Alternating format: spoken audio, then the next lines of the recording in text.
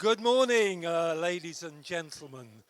My name is Sterling Crew and I am President of the Institute of Food Science and Technology, and it's wonderful to be here in Belfast, one of my favourite cities and two of my favourite universities as well. So it's great to be here, guys, and to give you all a very warm welcome. So I'm always a bit nervous in Belfast because you've got quite a good sense of humour. And I remember 5 years ago, I was asked by the IFST to do a presentation. And much like this, when there are people right at the back, they say, if you're on first, don't forget to check that people can hear you. So if I say, can you hear me clearly at the back there? Oh, a thumbs up, that's good. But when I did it before, someone said, I can hear you, but I'm happy to move to where somebody who can't hear you. And it is so great to be here with such a fantastic university and a marvellous organisation. So I can see the clever people and the not so clever people. So the clever people who understand risk assessment, because that's basically what our job is, are sitting right at the back there. The people who are less clever, I'm afraid, are sitting near the front, because you are in a danger zone. I do fall over, as Maureen will say, probably twice a day, and normally at a conference, if I can get by without falling on one person, it's good news. So if I fall, don't try to catch me, the physiotherapist said, but no one ever has. When I go down, everyone takes a step back. And I'm afraid the bad news is when I fall, I always fall on the right. I never go that way. I always fall this way. So if you see me coming, just jump. And so maybe a few words about the IFST. Could I ask you to put your hands up if you're a member, please? Yeah, great. So good portion of members here. The IFST is a marvellous organisation. I've been a member for probably about 30 years now. And the reason it's so good is because of the membership. The membership are the well of all the marvellous things we do, either by what you've seen today, by branches who organise events. We have committees, we have special interest groups, and it's the members that provide the value. And my obsession is, how can we add value to membership? And I think you all have a part to play in that. I don't know if you realise that we just celebrated our 60th Jubilee last year. I hope you all got involved in that. It was fantastic, all the work that was done. And we're trying to build on the legacy of that by this year having a programme which is called An Appetite for Growth. And it's about growing that membership, making us stronger, and trying to say to the people in this room who are members, why don't you try to get a colleague or friend to join this year? Make that your New Year's resolution. If we can increase the numbers, we can increase the service by a long way. So please consider doing that. It'd be most appreciated. I say the IFST offers so much in professional development. I mean, it's been core to my career, but it's not just about understanding what you're doing and being a true professional, because I think you have to belong to a professional body for that. But I always think it's, in a way, not a professional body. It is more of a community. And you make lots of fantastic friends, and people will help you in your career with networking or giving you advice. Is Michael Walker? Where's Michael Walker? Hey, so someone like Michael Walker, for instance, has been a huge influence on my career. Now, just the odd tips they give you about, well, do this, I wouldn't do that. And so I would try to connect with that community. So hopefully, can I just say also, thank you for our sponsor, Safefood. Because without sponsorship, we couldn't arrange these type of events. Safefood here is stand up. Thank you very much. I'd clap if I had 2 hands. Much appreciated. Then maybe just a few words on food safety culture. And it is very new to us as scientists. A lot of people think, oh, it's something to do with soft science. It's not real science. But I think there has been a true seismic landslide in the whole of food safety, where we suddenly realised the importance it plays. I don't know if you remember, Maureen, 10 years ago I did the annual conference, one of the side sessions, and it was on food safety culture. And it was very, very new, and I stood up and I started to talk about culture, and I could see people in the audience kind of murmuring to each other. And I thought, what's going on here? And then I suddenly realised that they were microbiologists, and the culture they thought I was talking about, you find on a Petri dish. And they think I was going to start talking about bacteria. And it is that new. And I think the impact that it's beginning to make is tremendous and is a massive boost for food safety. I think I would say that everyone does food safety culture. So some people say, I don't do it. We don't do food safety culture, but you do. Every organisation has food safety culture. They might not know it. It might be a good one or it might be a bad one. But it is one of the most important things that you can address in a company if you're trying to encourage food safety, is developing it and making it a live culture that focuses on food safety as a priority. So I'll just mention that. The nudge theory, I'm sure we'll come to about how you influence people with behaviours. Did any of you walk up this road here? And what I noticed was, did you see the kitchen? So that's behavioural science in action, where they've opened up the kitchen, fantastic kitchens. I stood there for about 10 minutes just staring at it. They must have thought I was some type of weirdo. But you can't switch off, can you? You're sitting there looking at the flows and looking at the standards and what kit they've got. But I think that is them using behavioural science, saying, look, everyone can see you. You're the best in this city because you're at a university. And by opening it up to the public, you're influencing the public, but I think you also impact on the people that work there. That you're saying, look, we're really proud of what we do and our standards. We're so proud that anyone walking past can see it. So I do think food safety culture is critical for delivering food science. So I've been in the industry for 45 years. It's taken me that long to realise food safety is about people. It's not just about the science, it's about the people and what they do. And you can have great systems and processes and be very innovative, but without a strong safety culture, a strong innovative culture, then I think you run into problems. So that's my welcome. I haven't fallen over. I think you had a really lucky escape. And I'm really happy to hand over to it. Is it Maria's going to say a few words? And I do hope you'll enjoy the day. What a fantastic job you've done at organising it. And please, if you're not a member of the IFST, join. I know it's an advert. And if you are a member, get someone else to join this year. Thank you very much.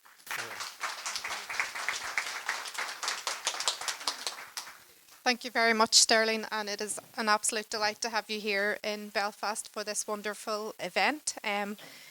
We are delighted to welcome each and every one of you to this joint IFST Safefood event here today on food safety culture. And we also have representation from IFSTI, who will close the event this afternoon. I'm here to do the safety aspects and the Wi-Fi and so on, and the vote of thanks to Safefood in particular. Thank you very much for your sponsorship. But also a vote of thanks to my colleagues at IFST, INI. I am here in my capacity as chair of the committee, but the committee is full of wonderful individuals who play lots of different roles. And in particular, I want to thank Dr. Ruth Price, who has organised this event, with a colleague from Ulster University, Lindsay Hollywood, who wasn't able to make the event today, unfortunately, last minute. So I just want to say a huge thank you to you both for all the hard work in pulling together such a wonderful agenda on food safety culture, covering all aspects right through research, the policy, the aspects from environmental health as well. So you'll see that we have a wonderful programme for this morning's event. Another member that I wish to thank, and I always thank her, is Anna Monaghan. She's been our meter and greeter today, so thank you so much for stepping in to do that registration. Anna is wonderful as always. In terms of fire safety, we are not expecting any alarms, thankfully, but we have several fire exits, and if there is an alarm sounding, we will have to just get up and go and follow the fire exits that you can see marked around the place. In terms of Wi-Fi, a few of you have asked me about Wi-Fi access. There should be a visitor account on your Wi-Fi settings, but unfortunately I don't think it's working at the minute. But we will try to facilitate that as much as possible. Just to give you an overview of how today is going to work. So we're going to hear from our colleagues at FSA, both FSA Northern Ireland and Ireland, around giving an overview of food safety culture legislation. And then we're going to hear lots of research that has been happening at Ulster University in collaboration with Safefood. So it's findings from a recent research funded project. And then we're going to hear from different aspects from environmental health and food business. We will have an online poll after we hear from our researcher, but I will explain all as and when we need to. I'll not bombard you with all the information now. So thank you very much. You do have a survey on your tables, or you've been given it as you've come in. There are two sides to that survey. So one is that we would like you to complete it as early on in the event as possible. It's a before survey. And then at the end, we will ask you to complete the after survey. So just make sure you're completing the right side at the right time. We will take all questions at the end within a panel discussion and Q&A discussion. So if we can leave questions, so if you have any burning questions throughout the morning, jot them down and then we'll have a panel discussion and you'll have the opportunity to ask lots of questions, which I'm sure will pop up during the day. Have I forgotten anything, Ruth? You keep me right. Okay, so it is with great pleasure that I will invite our first speakers from FSA Northern Ireland and FSAI. We have Kevin Conley, who is the Senior Advisor at FSA NI, and we have Christina Fernandez-Balago, who is Quality Assurance Manager from FSAI. So I'll invite you up to give your presentations. Thank you.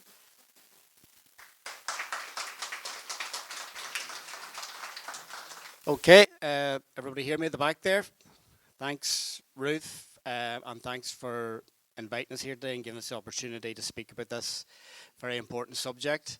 As the event was sort of aimed at the food safety culture across the island of Ireland, we thought it would be a good idea to interact with our counterparts in FSAI and do a bit of a joint presentation on this.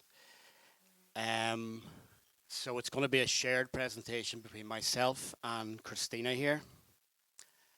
And the aims that we sort of have for the presentation here is just to give you a bit of a background on the legislation, a bit of work which is going on within Northern Ireland here to put some descriptors with regards to food safety culture into the Food Law Code of Practice.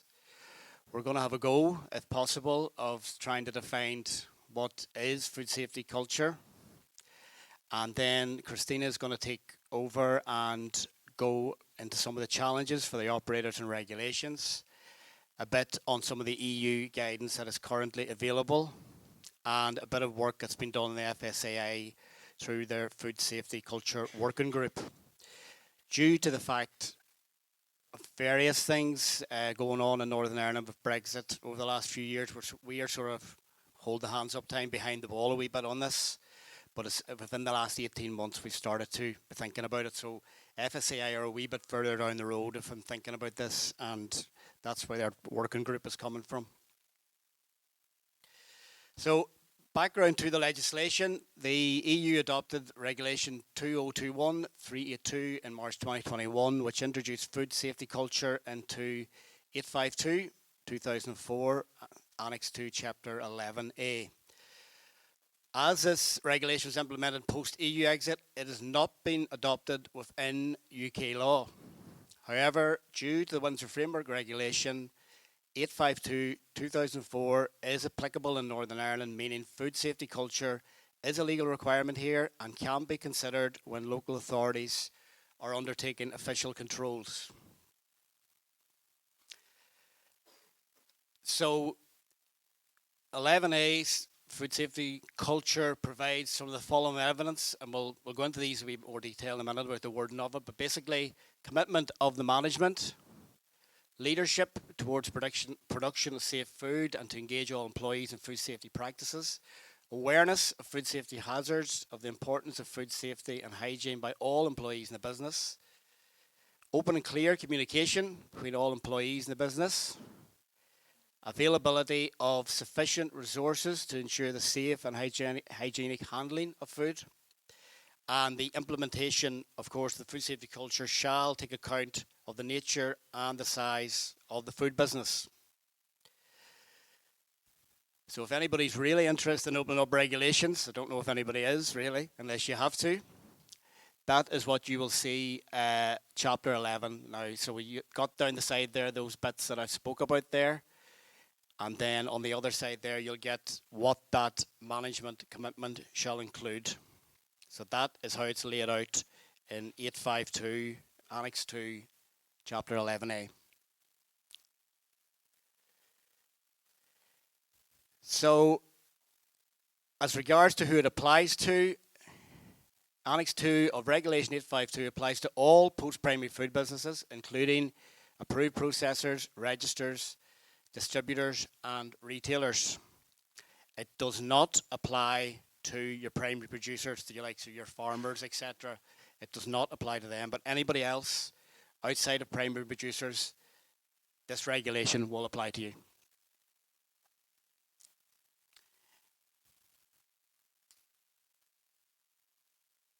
So, handling, storage and distribution, and retail.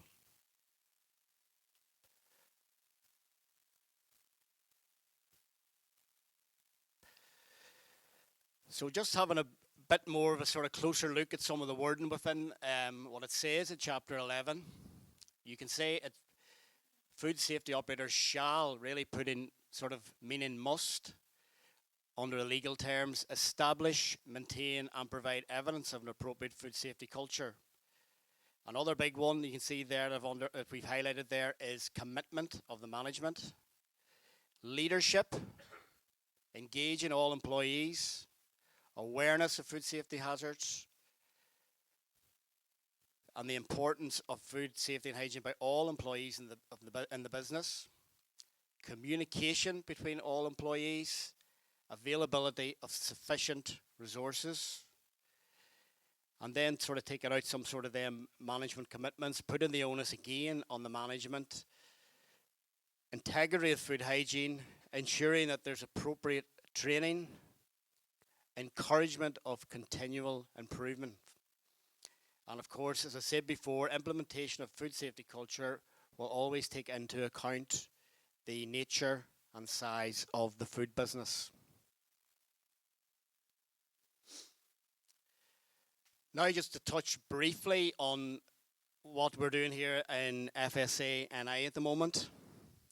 So some of you may not be aware, some of the the enforcement officers in the room will be aware of the Food Law Code of Practice. Some of you industry might not be. So it's a document which is written by the Food Standards Agency. It's directed at competent authorities, i.e. district councils, responsible for delivering official controls and other official activities. It outlines how competent authorities can ensure the quality, consistency, effectiveness and appropriate official controls.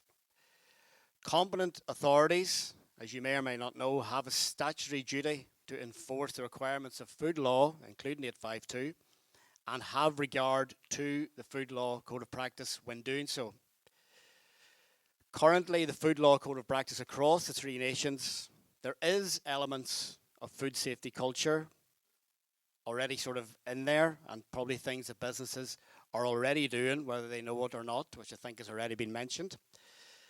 This could be things such as attitude of the present management to hygiene and food safety within the business, willingness to act on previous advice enforcement are considered as part of the confidence management element of the Food Establishment Intervention Rating Scheme in Annex 1 of the Code.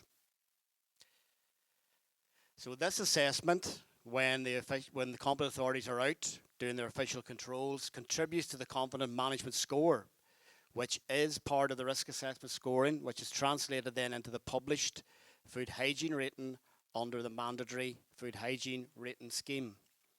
So whether you're aware of it or not, you probably already have been assessed on your food safety culture within your business during visits.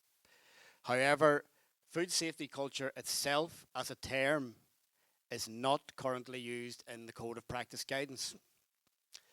However, the draft Food Law Code of Practice, which is currently being drawn up, provides that competent authorities will consider food safety culture within a food business when assessing and determining the appropriate confidence and management score. So there's going to be additional descriptors are going to be included in Annex 3 of the practice guidance, which complements the Food Law Code of Practice. There is no sort of intention to put any other sort of additional emphasis, but to provide more clarity on food safety culture for competent authorities when they're carrying out their official controls. So what stage are we at with that? Well, at this stage, these are just proposals of the Code of Practice and Practice Guidance, and it will be going out for a 3-month consultation at the end of February, with both documents being finalised and published later in 2025, following the consideration of the consultation responses. So in theory, it's just to give more guidance for district councils when they're out assessing businesses and sort of giving them descriptors that they can look at when they're taking into consideration the food safety culture of the business. Now, how do we define food safety culture? There's not really a firm definition of it, but I think it was Christina found this one, and it was the ideas, customs, and social behaviour of a particular people or society. So I was sort of thinking about this, and I was sort of thinking, you know, if you could sort of bring it back to like a team concept, or a concept of a team going for a cup or a sports, it would be sort of a group of people with shared beliefs, values, and ways of doing things. That's essentially what the culture is. It's the personality shaping their behaviour and how they interact with that environment or community.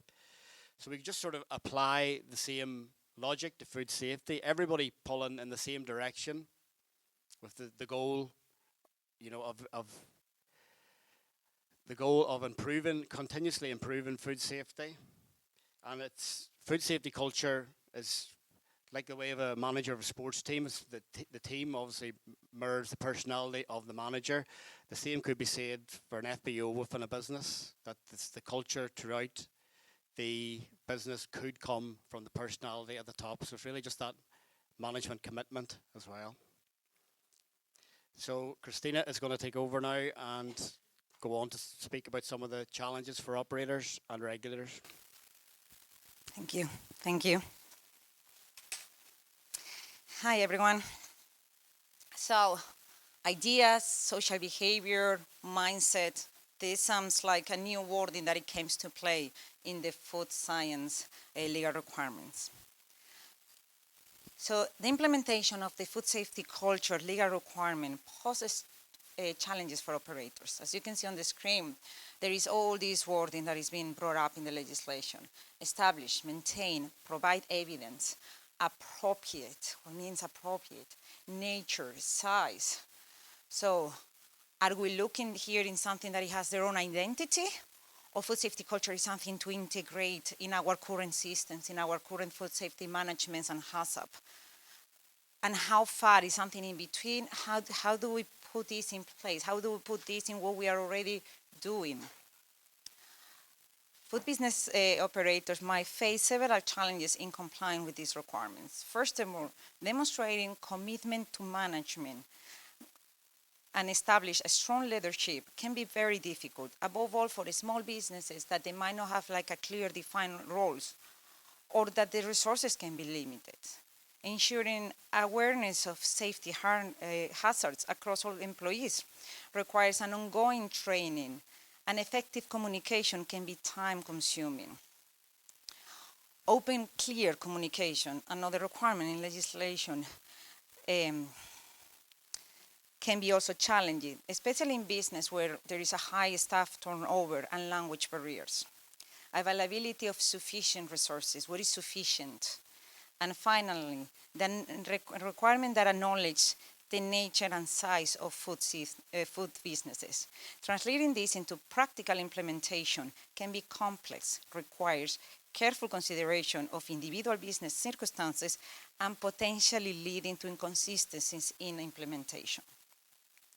But not only for operators, this is also challenges for regulators.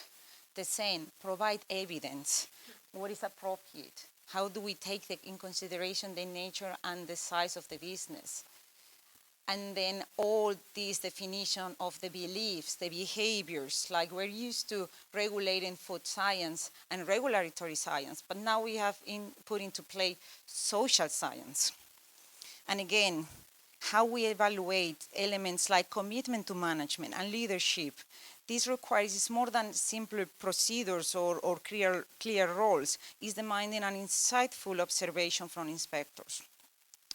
Awareness among all employees can be difficult, above all with this short time frame that an inspection lasts.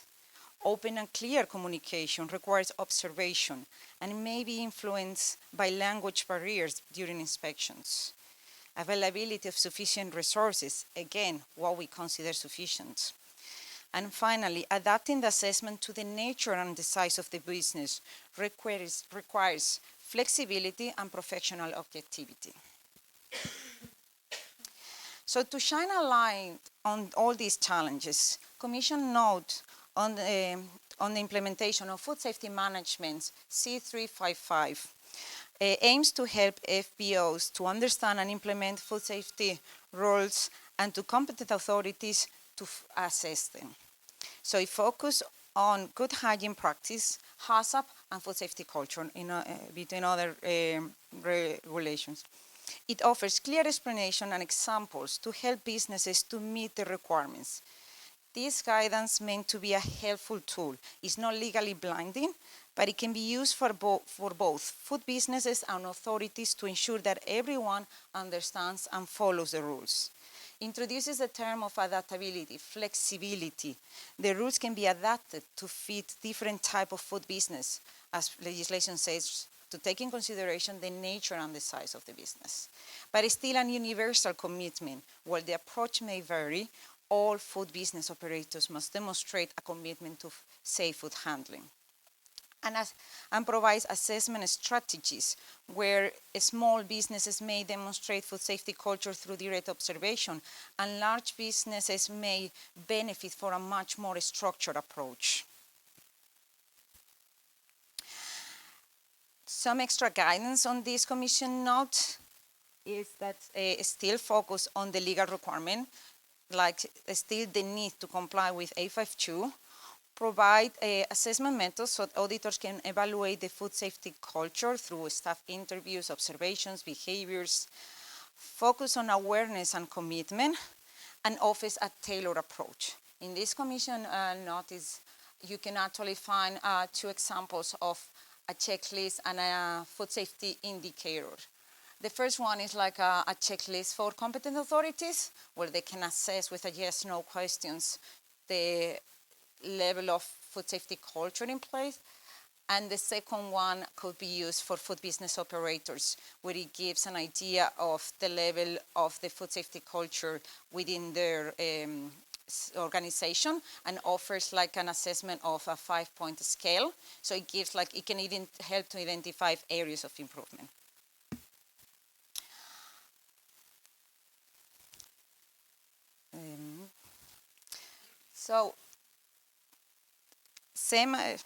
Sorry, I lost my line. So we recognize in the FSAI, we recognize the complexity and challenge that we just described for food safety. And we value the data that the Commission Note C355 has gathered. So to address these complexities and challenges, we established a cross-agency working group focused on food safety culture. This group that collaborates with the relevant competent authorities in order to gain comprehensive understanding of the current food safety culture status, controls, and challenges, and develop and provide guidance on improving food safety culture. Our objectives is to develop a guidance note, training materials, implementation and assessment questionnaires, and to create like a food safety culture website section in our own website. We aim with this guidance note that what it means for FBOs, to understand the concept, to understand what food safety culture is, to differentiate the different roles within the organization, to make sustainable changes, and to be able to measure, identify areas of improvement, and to maintain it. And for official controls, to how to assess it, how does it look like in an FBO, and taking in consideration the different FBO sizes and structures, and also enforcement policy. Is food safety culture something that it can be a non-conformance by itself, a standalone non-conformance, or is a tag along of other non-conformance as a result of poor safety culture? For this working group, the direction that we are taking in drafting these materials are these kind of like 5 principal food safety culture directions. Like we're focusing in management commitment and leadership. We're looking at the communication and awareness. We're looking at the employee engagement, maintaining and monitoring, and continuous improvement.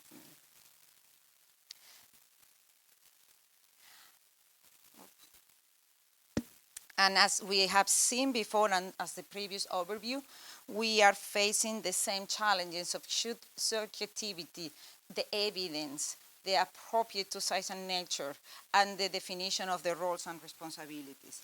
But we are also seeing the opportunity of working together in finding food safety culture indicators, a better understanding of what flexibility means and how to apply it, and to find objectivity in the assessments, and to embrace all the hidden factors that matter of food safety culture. And of course, the benefits of a shared goal: improve food safety, consumer protection, reduction of food safety hazards, compliance with regulation, increase employee engagement, build trust with consumers and stakeholders, and continuous improvement and evaluation of the food safety practices. Are we reinventing the wheel? Are we trying to get something new? Food safety culture, as it's been said before by Sterling, it's always been there. It's just basically giving a name lately and making it something that is tangible, that we can kind of like measure. Other quality assurance scheme already spoke about food safety culture back in 2018. And there is some guidance out there, like from GFSI, the SAI, FSA, or BRC. Some of them provide a framework for building a strong food safety culture, and they've mentioned 5 dimensions of food safety culture: vision and mission, people, consistency, adaptability, and hazard and risk assessment.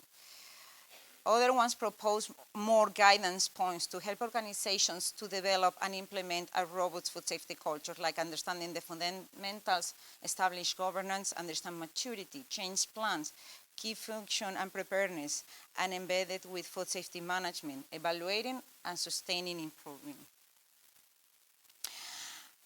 In our working group, what we have been, or what literature tell us, is that nothing happens in isolation.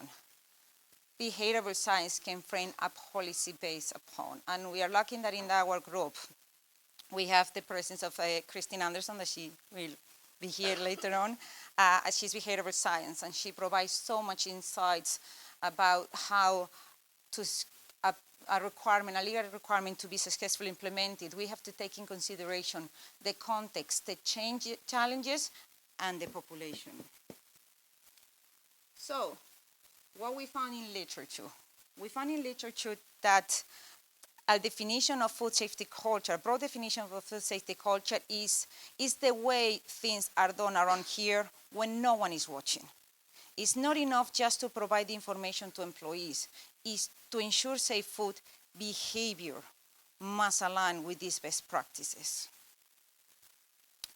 So in summary, in this working group, our current working model to help to conceptualize food safety culture implementation and assessment is similar to like a set of working gears. Food safety culture has many working gears. We are proposing here like one with food safety awareness, environmental setup, and behavior changes, and looking at the areas that more focus should be needed, so trying to get a tailored approach. FBOs have flexibility and they can focus on oiling these gears as they need to. So it gives flexibility and a tailored approach. Thank you for your attention.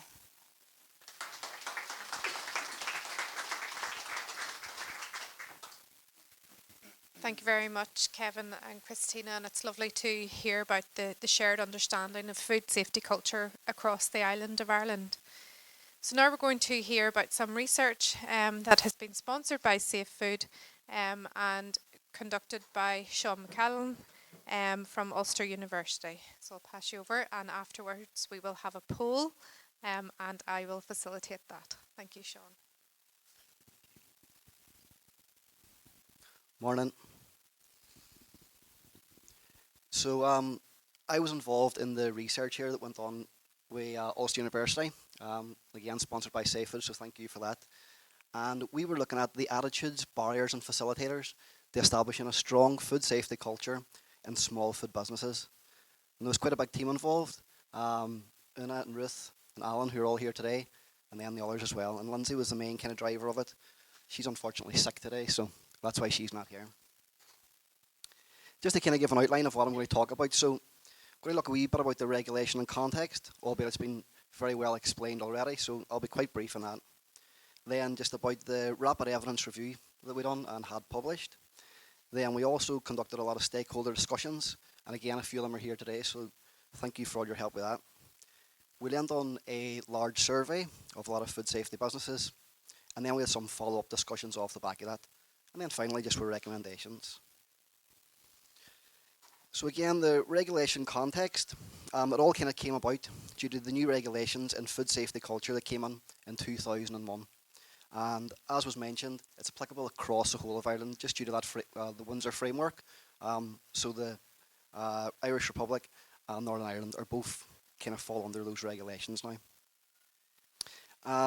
The regulation actually said that appropriate food safety culture should be in place and that evidence is needed of it. So again, that could be one of the difficulties that we found was the evidence actually supporting that as well, and we'll talk about that later. And then the commitment to a strong food safety culture overall can help a small food business, and that was a real rationale behind it, is that it'll hopefully bring small food businesses along rather than kind of be a detriment to them. In terms of defining food safety culture, again it's been spoken about quite a bit, but it's actually quite hard to define. So one definition would be the shared values, beliefs and norms that affect the mindset and behaviour towards food safety in, across and throughout an organisation. And from our work we kind of found that there was 11 components of that. So we had communication, infrastructure, pressure at work, risk perception, management systems, leadership, teamwork, responsibility, commitment, food safety messaging, and then again, that's been discussed quite a bit here today, awareness, because food safety culture exists in all food businesses, but a lot of people don't know it. And as Christina said, it has been sort of given a name by the term food safety culture, so it's bringing it to light now. And why is this important? So small food businesses actually play a really big part in terms of our food and how we gather it and kind of eat it, I suppose. So in terms of the production, processing and the serving of food. And it's estimated that there's about 4.5 food businesses within Northern Ireland, and then over the whole island of Ireland, there's about 15,000 food businesses in total. So it's a huge, huge kind of marketplace. And it's important that small food businesses implement food safety procedures to keep up a high kind of level of food safety for the consumer. And food safety culture really helps to kind of reinforce that. So kind of going back to our project now, what we aimed to do was investigate food safety culture interventions and measurement tools in academic and grade literature. They assess perceptions, attitudes and behaviours towards food safety culture in small food businesses on the island of Ireland. identify barriers and facilitators to creating or improving on food safety culture in small food businesses, and they recommend ways they raise awareness of food safety culture and potential barriers to it. And this is a sort of overview of what we done. So stage one, like I said, was the rapid review. It was the research that we conducted looking at all the already published academic literature. And we kind of whittled it down from a huge number of articles to 17 that actually met our final specification. And again, I'll talk about that in a bit more detail on the next slide. We also conducted stakeholder discussions, so there was 33 in total, and that was across the whole island of Ireland as well. We had 10 food safety experts, and we had 23 small food business owners, managers. We also then conducted a large-scale survey, so there was 459 small food businesses who participated in that. Again, 34% in Northern Ireland and 66% in the Republic of Ireland, and across all kind of jurisdictions, so food service, retail and production. And then finally, we done some follow-up discussions with anyone who was willing to come back and speak to us again, who had taken part in the stakeholder discussions from stage 2, just to talk about findings and any kind of further thoughts they had on it. So firstly, the rapid evidence review. So what we found from this was that, number one, there was no food safety intervention that has had any academic kind of research done on it that looked at more than one aspect of food safety culture. The main one was food knowledge, so that would be the likes of your proper hand washing or cleaning practices or temperature control, but known encompassing more than that. So it was very kind of single component led. And there was also no sustained behavioural change that was reported. So they would maybe kind of do follow-ups, 6 weeks, 3 months after. But what they would find is, if they looked at any further than that, anything that was kind of gained from the intervention had sort of dropped off. And it really kind of then got us thinking that for a behavioural change, it has to be very ongoing. We actually got this paper published, so it was published there last year. And again, if you had any interest, you can always go and look it up. Then we moved on to the stakeholder discussions. So the results that we kind of found from this was that overall, even within the food experts, there was a bit of a lack of the food safety culture aspect. And in saying that, they had awareness, again, of the components. And if you would go on and say, well, would you talk about communication? Would you ask about management systems? They would all know.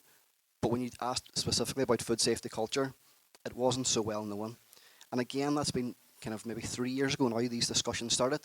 So things have possibly progressed from that, but definitely at the time, it was very, very new. And also the EU legislation, it wasn't greatly known. Some of the other key themes were that investment was going to be likely needed because they actually get businesses to engage. There had to be kind of money spent on training and awareness raised. It was prioritising this along with business survival because, as you know, it's quite a hard kind of place out there at the minute. And for businesses, a lot of them are struggling anyway. Encouraging communication kind of on food safety and keeping that ongoing. And then embedding the mindset of food safety culture overall. So really trying to get it in the owners and the employees kind of mindset. And again, that this could really it could help the business overall if this is incorporated correctly. So some of the results that we found, it was very long form interview. They all lasted about an hour. And there's a few snippets here. One, for example, would be looking at the strategic imperative. So that small food businesses would only do what they kind of need to do. And because of that, a lot of people kind of don't even really know that the word food safety culture exists as such. It wouldn't really be something that comes into play day to day working in a small food business. And again, this was all happening kind of post-pandemic. So again, we're currently in the post-pandemic at the minute. I don't really think it's a priority to them. So that was the sort of gist that we were getting, speaking to some of the small food business owners at the time, whereby it was a very much survival scene. And again, there's some more quotes there, but I'll not go through them all. The final one here is just on balance. And again, relating to how food businesses kind of feel that things can help them as a business. suppose either stand out or keep them kind of aiming to achieve targets. So I think that food hygiene scores are great. It gives my business something to strive for and lets customers know that my business takes hygiene seriously. I've always had 5 stars and would hate for that to go down. So again, it was something that is kind of helping them to try and keep those standards high. There was a number of kind of barriers and facilitators that we looked at as well. Again, they're quite small on the screen, but I've kind of got arrows beside a few of them. So for the barriers first, definitely that there was the lack of awareness or knowledge of food safety culture as a concept, and that's been well discussed now. Some of the others were that staff turnover and costs can affect the prioritization of food safety culture. And what you would find was that even businesses who really prioritised food safety culture and were helping their staff to go through the different training might only hang on to staff for 6 months. So that investment in that had been lost as well. So there was a real kind of need, I suppose, for food businesses. They have staff engaged and actually wanting to stay with the business for a long amount of time as well, to kind of embed that food safety culture and the actual business itself. Also about kind of resource and tools. So limited awareness of support resources available to small food businesses on websites and governing bodies. And even one example was that I had asked, there was at the time some food, Safefood funding for small food businesses to take them and staff through some food safety courses, and not one of the small food businesses were aware of it. So it's really trying to get that word out there as well, that stuff's available. Some of the facilitators then, so development of multilingual training, and what we've been hearing is that some of the businesses had kind of been, they would have a lot of foreign employees, and they were able to get some of the training done in different languages, and that was really useful for them. Also, and without dividing the room, that's why I've kind of been very good. I've gone for both approaches, is that some said that online training was really good because it is a lot quicker and it offers good value for money, while some others said that face-to-face training is really good and it really suited their business. So I'm just being good here and saying that both are brilliant, and it really just depended on the business itself, what worked for them.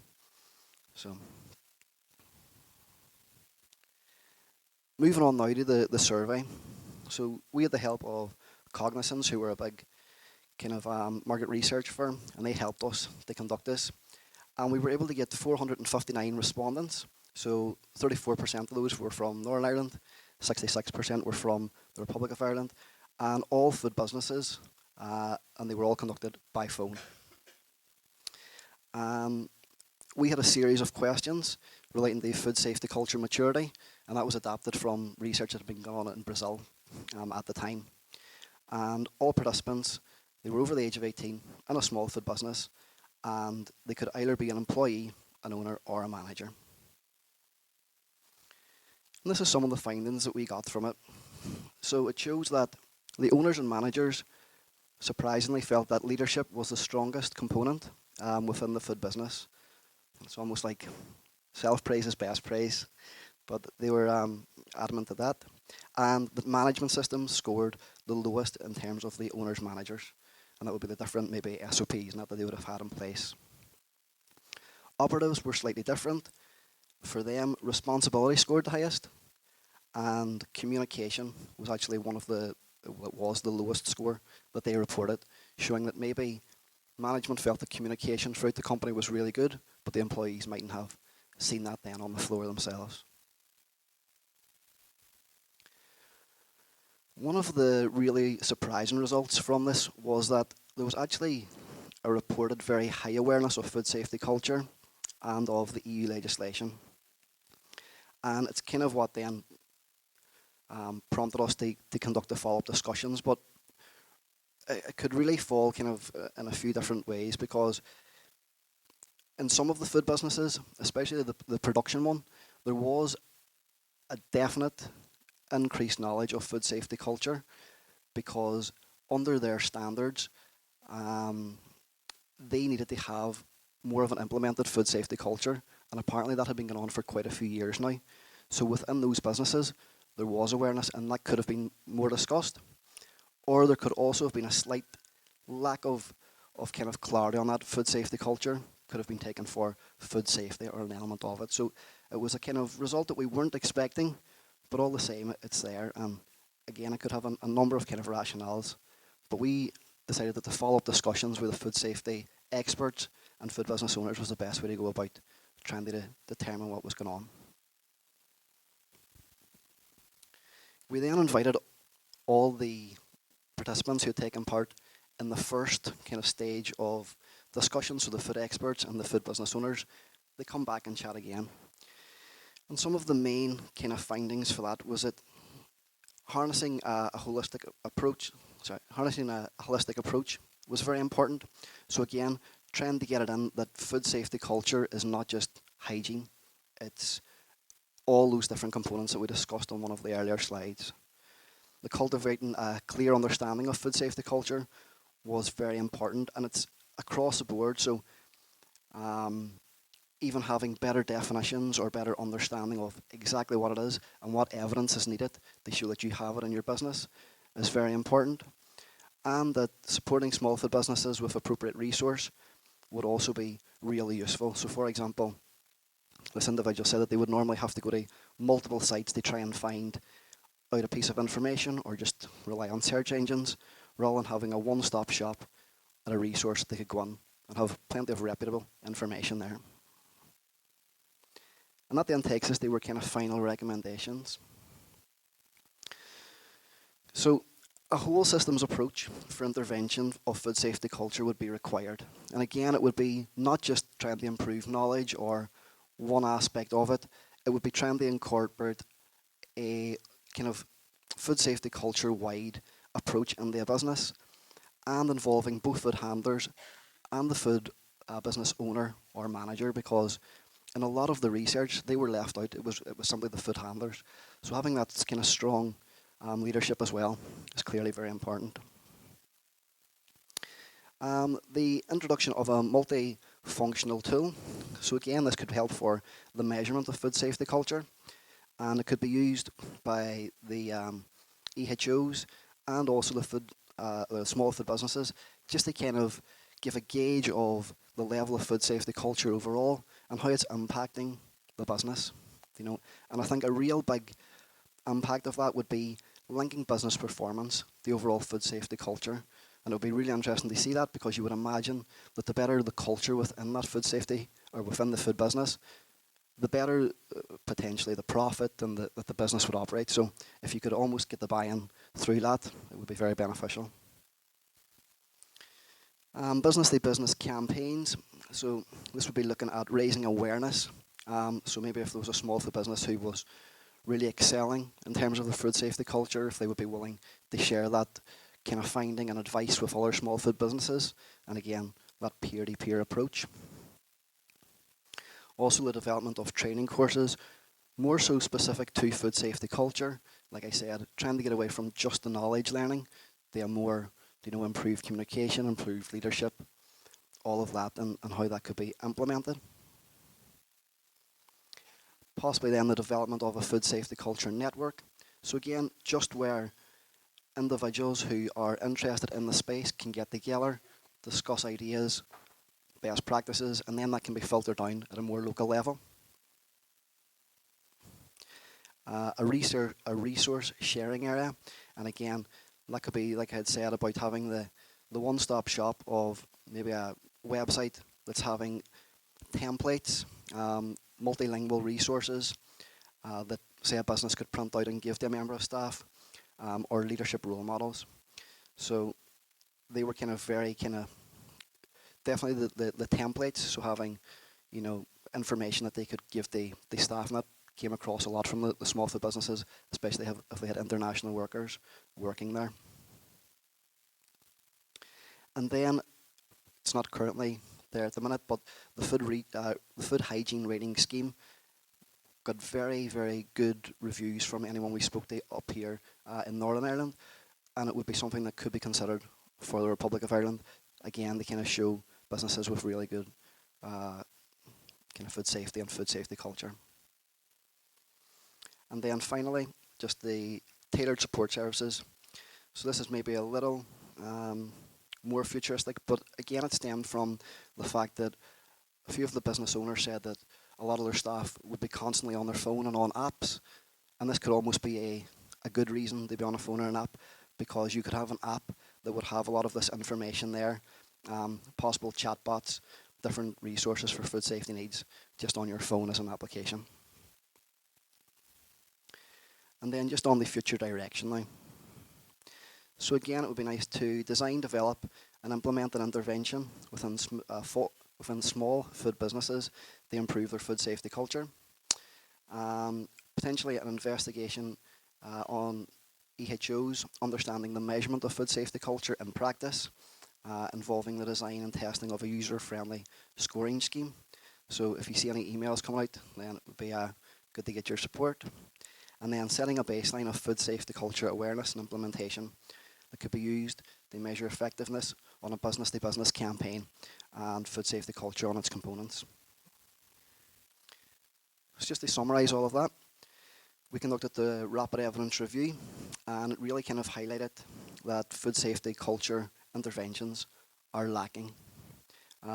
Stakeholder discussions show that there are multiple different attitudes and behaviours associated with food safety culture, but again that awareness really needs to be raised on it.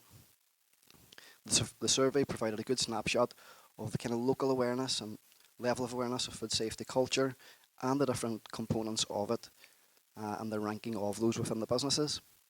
And then the follow-up discussions allowed us to compare what the kind of previous had all done in a bit of an accumulation, and it allowed us to then form those future insights in for what might be best going forward. And that's me.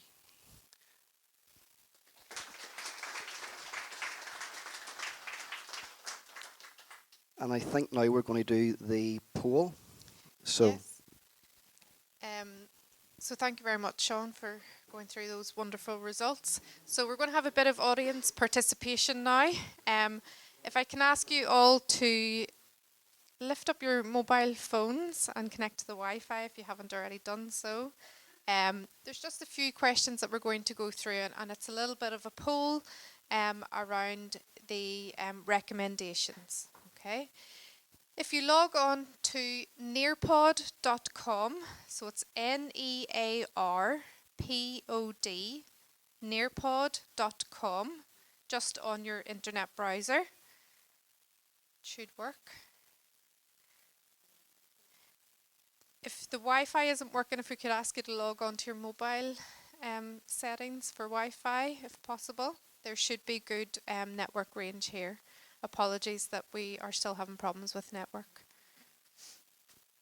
So nearpod.com, you will be asked for a code. So I'll just give you a few minutes to log on to nearpod.com before I give you the code. And this is actually a teaching tool that we use at Ulster. So you'll see that it will say that a teacher will give you the code. So nearpod.com, and the code is HPMD2. HPMD2. It will ask you for your name. Type in anything so that we can keep it all anonymous, so don't worry about giving your actual name. So nearpod.com, and the code is HPMD2. Has anybody got logged on? So there should be a join lesson. Okay, technology's let us down. So we are going to go through. Sean will call out the questions, and we have three options. So it's a yes, no, and unsure. And we're going to have a show of hands, and I'm going to very kindly ask Anna, who I always rely on, to just jot down some of the main results. So we don't need a total count, but we'll just take the majority vote. So Sean will take us through each of them. okay, so Okay, so anybody that's got on, feel free to answer online, but we'll do the poll manually as well. So that's great that some of you have got on. So we'll do it both ways. That suits your online and face-to-face results there, doesn't it? exactly, yeah. Very, very fitting.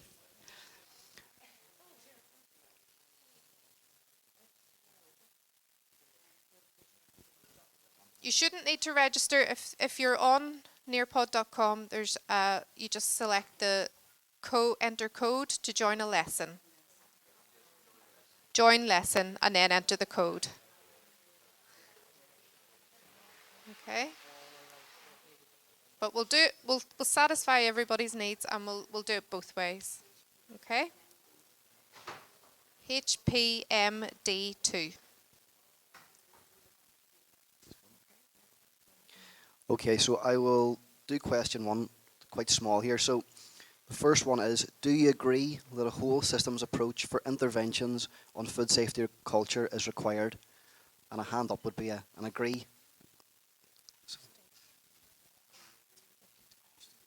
So just again, do you agree that a whole systems approach to or for interventions on food safety culture is required? So that's hands up for yes.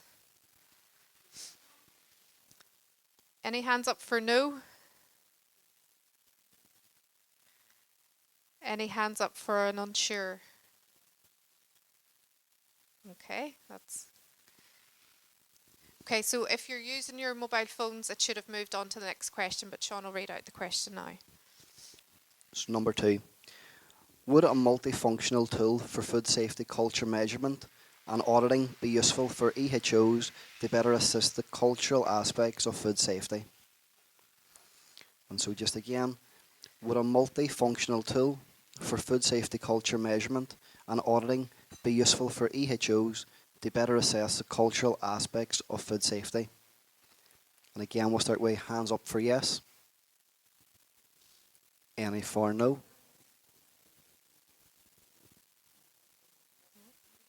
And any unsures? Great, thank you. I'm operating from here. Okay. So it's moved on now to the next question. So again, if you're on the app, it should have done that automatically. But question 3 is, should a business-to-business Safefood marketing campaign on food safety culture be implemented to raise awareness of the need to consider this within your business? And so again, should a business-to-business Safefood marketing campaign on food safety culture be implemented to raise awareness of the need to consider this, so their food safety culture within your business? And again, I'll ask for hands up for yes. Hands up for no. And finally, not sure. Okay, again, it would have moved on the app. Question 4 is, would new training courses for small food businesses on food safety culture be useful? And just again, would new training courses for small food businesses on food safety culture be useful? And again, hands up for yes. Hands up for no. And any unsures? Okay. Thank you. Okay, question 5. Would new training courses for EHOs on food safety culture be useful? And again, new training courses for EHOs on food safety culture be useful. So yeah, hands up for yes. Hands up for no. And any unsures? Okay, moving on. So next question. Would a small food business, an EHO, joining food safety network, promoting food safety culture, be useful to you? So again, would a small food business, an EHO, joining food network, promoting food safety culture, be useful to you? And hands up for yes. Joint, yeah, sorry. Joint, sorry. Joint, yeah. Sure. So, sorry, would a small food business and EHO joint food safety culture network promoting food safety culture be useful to you? So hands for yes. Hands for no. Any unsures? So next question. In your opinion, would ROI benefit from a food hygiene rating scheme system? So hands up for yes. Hands up for no. And any unsures? So next question, we're nearly there. Would tailored support services for small food businesses, including an app or a chatbot for frequently asked questions, virtual mapping of food safety trainer, etc., be beneficial? So I'll just say that again. Would tailored support services for small food businesses that would include an app or a chatbot for frequently asked questions, and that may be mapping of food safety trainers, be beneficial? And just to explain what that is, it's if you're looking for a food safety trainer, it would kind of show you where they're available. Hands up for yes. So hands up for yes, hands up for no, and hands for unsure. And we're just going to leave this question, I think so. So there is an extra question. It's more of an open-ended question. So if you are on the app and you do want to answer that question, feel free to. So it's more around the session today, which is an open-ended question. So I think that generated lots of discussion and could hear lots of discussion around several of those questions. Some of them were more magnanimous than others. So thank you very much, Sean. I think your presentation has generated lots of discussion, and we'll have time for questions and answers at the end. So those questions might have spurred some questions for our speakers today. So moving on, we are going to move on to our panel discussion. Interviews, sorry. So I'm going to pass this over to you, and I'll let you introduce. Okay. Okay, folks, we are going to move on to chat to some people who have a great insight into food safety legislation. And that first person is Emma Duffy from Belfast City Council, and we're going to look at the EHO perspective on the legislation. Emma, would you like to sit or stand? Or no, I'm okay up here, thank you. You're okay up here, so I'll stand too. Lovely. There was I thinking I was going to get to sit. Anyway, Emma, thanks for coming today. I know it's a busy time. But from your perspective, an EHO perspective, what are the challenges in implementing this type of legislation? I think it could be quite broad-ranging challenges. At the moment we are still in a bit of a recovery stage in food safety with regard to our work from the pandemic, and also taking into account the Windsor framework and how that affects us in food safety. We're still going to a lot of food businesses that are struggling with basic requirements of being pest proof and having hot water. So something like the food safety culture, yes, although you could say that essentially it all comes from that element. If I'm walking into somewhere that's got mice droppings in every corner, I'm closing them as soon as I can, and then you're not getting to those extra bits, and then when you reopen them and you score them, then that's where the food safety culture is going to come in, and the confidence in management.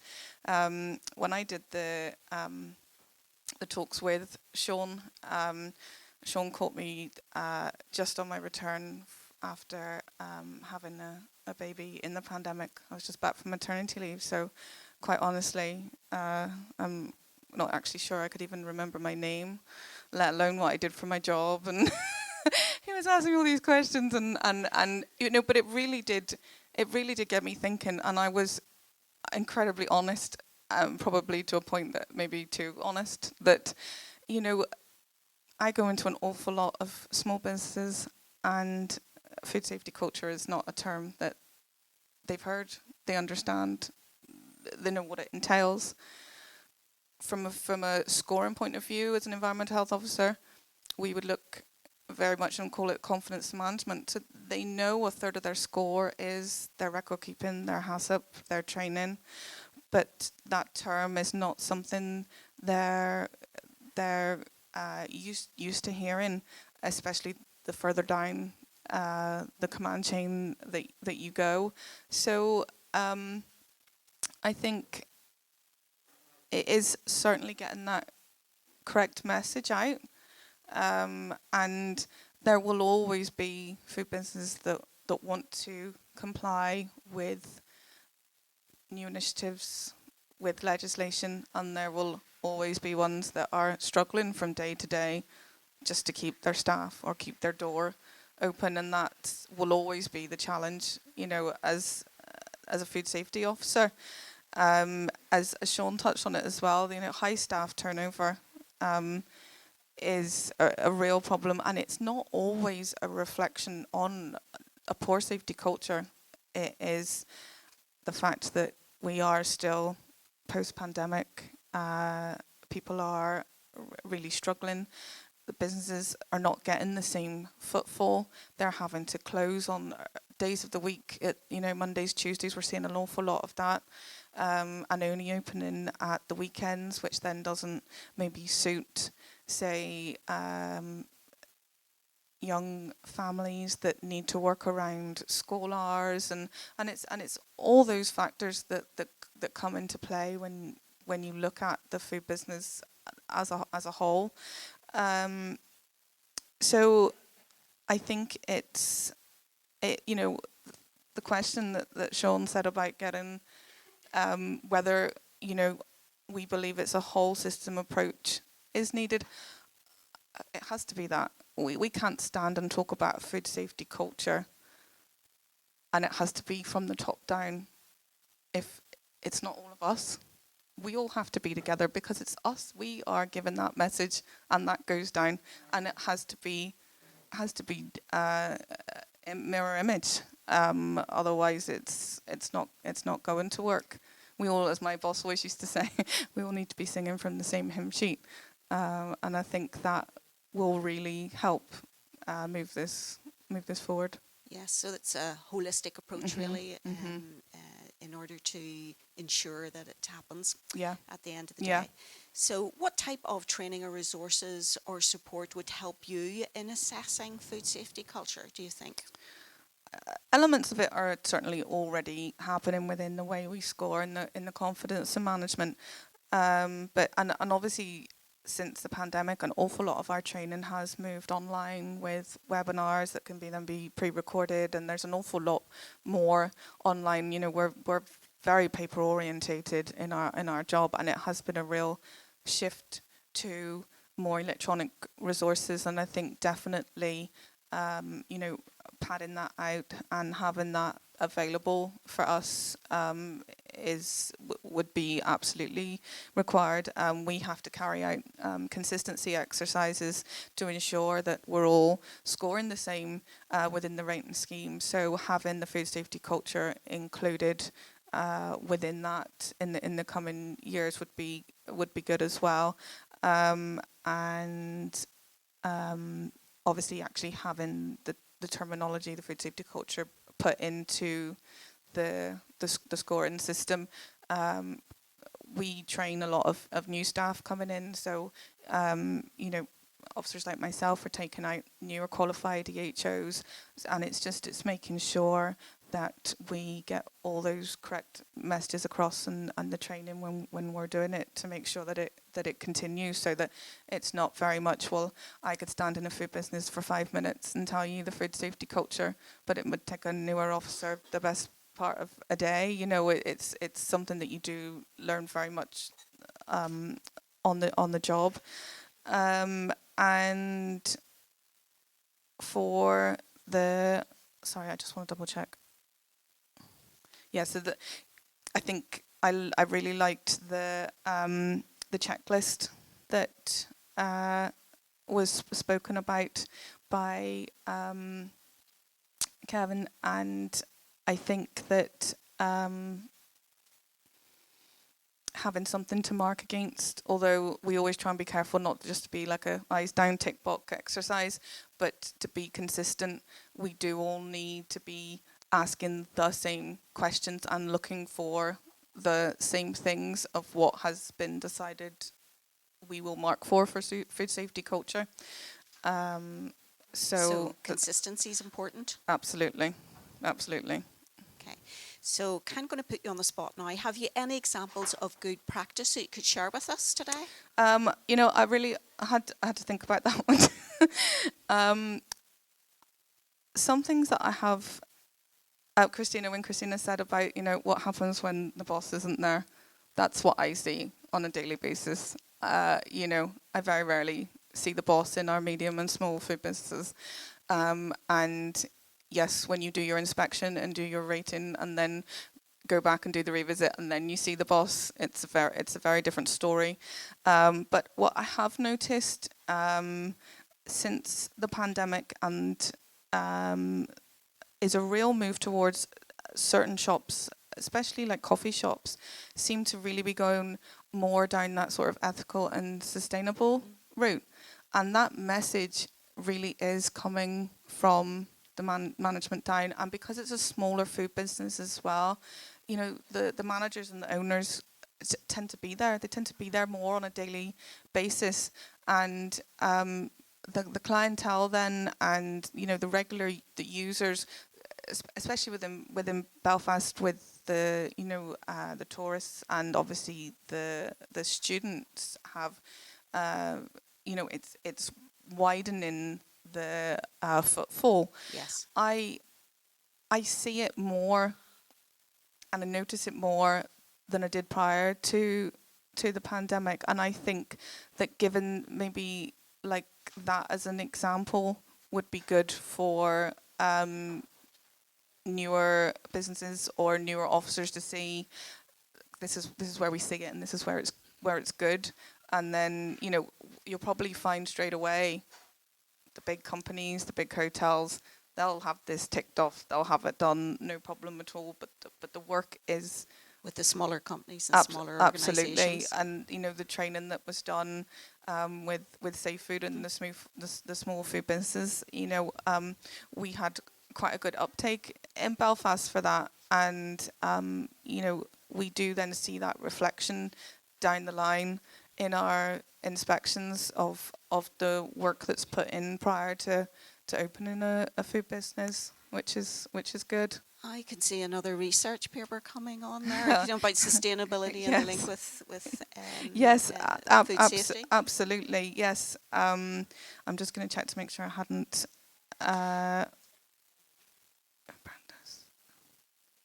Yeah. So training definitely. Visible leadership, continuous improvement. The daily diaries that are in the SFBB are very, very good. And staff are always very keen to show you that they have all their records there. So something added within that would be good, rather than not just the Safe Catering pack that we used largely.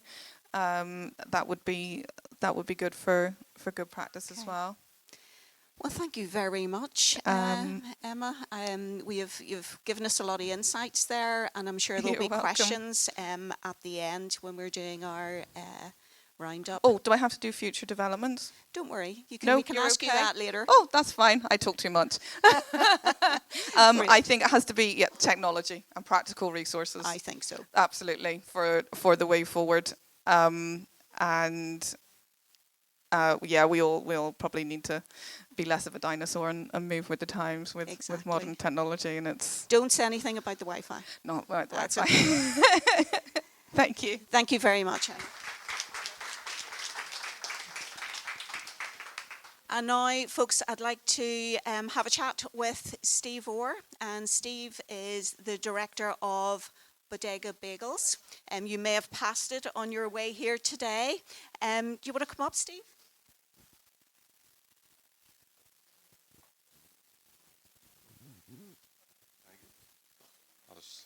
You stand over here. Yeah. It's great. Everybody hopefully can see Stephen now. Hello. Hello. Hello. So in terms of food safety culture, how has the legislation affected your business? Minimally, which may not be the answer that everyone's wanting to hear, but I think if I hadn't been in those discussion groups, done the Ulster Uni kind of the initial groups and the follow-up, I don't know if I would have even heard of it.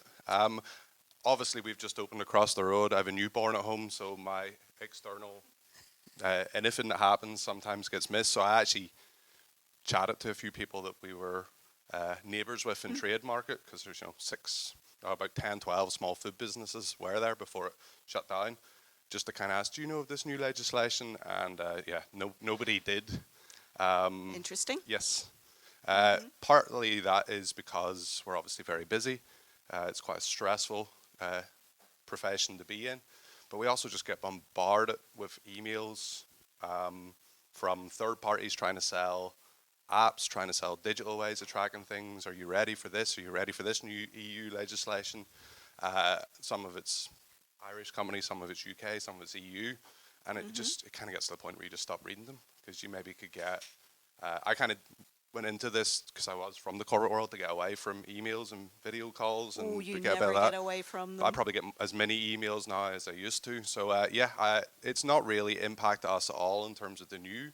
I do think, however, we kind of do it anyway without realising, or without this term of a food safety culture. So we're kind of sitting here today listening to everyone. I'm calmer than I was 2 or 3 hours ago, because I'm like, oh yes, I feel like we are kind of on top of all of this without realising we're on top of all of this. So it's more like you're already doing it because it's the way you do things, not automatically. I think going back to the sort of Sean's points and scores and the doors and the feedback that came from that, I think every food business in Northern Ireland especially lives in fear, but it also gives us the kind of motivation to be on top of everything, because everybody wants a 5 and to maintain a 5. So we have that very specific goal. Now, as a small business owner in food, Yep. how would you advise if we wanted to get your attention? Yep. How would we get your attention to ensure that food safety culture is top, or one of your top priorities? Yeah, it's a hard one, because you could just do a big glitzy email barrage, but there's food owners I know don't even own laptops. I do have one, but that's not the way. Possibly you could do something like billboards, but then you're doing a very mass advertising at a very small select group of people. It's like, other than maybe EHOs coming out and having a 5-10 minute discussion, and it doesn't always need to be with me or the owner, because we are not always there. We're the accountants, marketers, resourcing, HR, everything. So, for instance, in our shop just over there, my manager is effectively now my champion of everything to do with this. And so it could be come in and have a 5-minute chat with them, or it could just be send an old-fashioned letter in, addressed to whoever is in charge of food hygiene in the premises, because it won't always be the owner. And our email addresses seem to get sold to every marketing company out there, so if you email us, we 90% probably won't read it. So it's the way you do things, is Yep. what I'm hearing.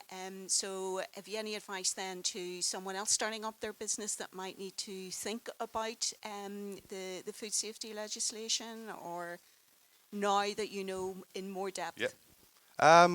For me, I came from corporate world. I started in lockdown about 3-4 years ago. Had never actually worked. I'd worked in retail, but never actually had that part-time bar or restaurant cafe job. So it was a bold new world for me. I just reached out to EHO before I started, got a contact, asked 20, 30 questions, had a phone call, got everything answered. I think movies and TV shows make you think that they're sort of the villains that will come and try and close you down. But actually, they want you to get 5 stars as much as you want to get 5 stars. So, but I kind of find now, if I have questions, I might email some old contacts. You might get out of offices. You might not get a reply. That person might have moved on. So I think there was a point about having a kind of a chat bot, the inbox that was picked up, and apologies if that exists, but I'm not aware of. But yeah, you got very small, detailed questions that you could just get answered in 2 minutes that could stop a disaster. And then the dangers of the internet and going on to forums is you're getting replies from people that aren't EHO but have owned a cafe for 20, 30 years. Yes. And it can be the blind leading the blind. Interesting. So you talked about it would be really useful for an EHO to come in or someone to come in and just have a 10-minute chat. Anything else? You've talked about chatbots. Anything else that would support you as a... Yeah, I think there's a lot of grey. There's a lot of apps that you can download or purchase or subscribe to log your temperatures, log deliveries in, food out. But and there's there to save you time, to make you more compliant. But unless effectively EHO or the scores and the doors have a badge that says we accept this, we don't know what, we could use it and then come around and be like, oh yeah, that's great that you're using that app, but we don't actually, we don't accept that, or we don't, acknowledge that or there's gaps in this. So you could spend a few million and build all these apps and tools. You could buy a few apps and tools, or you could just accredit some of the apps and tools so we know that, oh, actually, if I do use this temperature check app that 2 or 3 of my staff can use, whenever I come in, I hit run report and the EHO looks at it and goes, that's brilliant. The only thing that we know for certain is the kind of HACCP books that you buy off Amazon, the safe catering logs, and we just use those. An app might be easier, but until we're told that it's legally compliant, we just kind of, stay away from them. Okay. So overall, though, you are knowledgeable about what's required then to run a food business, and do you talk to your staff, obviously, about those sort of issues as you kind of meet with them? Yeah, we're only open about 3 months across the road, so there's been a lot of new staff come in, a lot as well as some old staff from other places, so it's kind of been one of the main things we've been talking about. Also, you kind of get that perfect storm of when you first open, you're new and shiny, so you're extra busy, but you've got very new staff in, so there is more chance of things maybe not being as good as you want it to. I probably one of the few hospitality people that was looking forward to January, and we've kind of been able to properly get stuck in, get lots of things. The other thing is we try to get all of our staff level 2, and we're just looking there actually last week at getting some of the supervisors level 3. Excellent. But again, you Google it and there's 600 people offering the training. Are they all accredited? Are they all real? Some of them are £4.99 and some of them are 90 quid. Yes. So it's just, what one do you pick? If there was a guide that said, here's the 20 people that you can get training from, here's 10 apps that we do, here's templates to use. We just need it in black and white and as simple as possible. I think most of us do it. Nobody wants to make people sick, or nobody wants anyone with an allergen to come in and go away being sick or anything. But I think it's more around keeping the records and proving that you do it every day. So it's just tell us exactly what you need and we will do it as well as we can. Excellent. And the good news is the students are back next week. Yeah, so we'll hopefully will be busier, yeah. Exactly. Yeah. Thank you very much. No worries. Thank Stephen, you. Thank Cheers. you.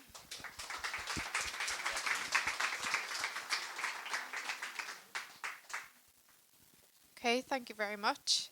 So we're moving on to our panel discussion and time for questions and answers from the floor. So I have great pleasure in welcoming Dr.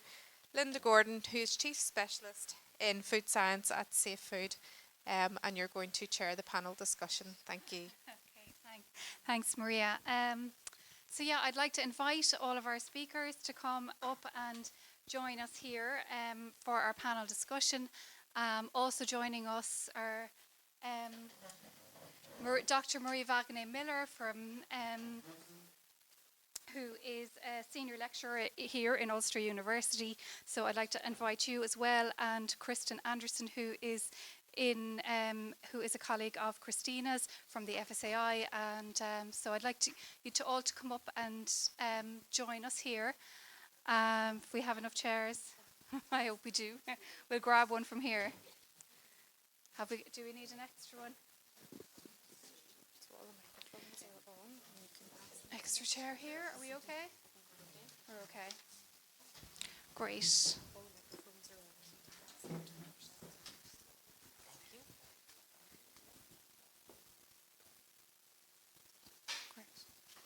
Okay, so we do have a roaming mic, so if anybody has any questions, you can put up your hand and wait for the microphone so that everybody can hear. Thank you.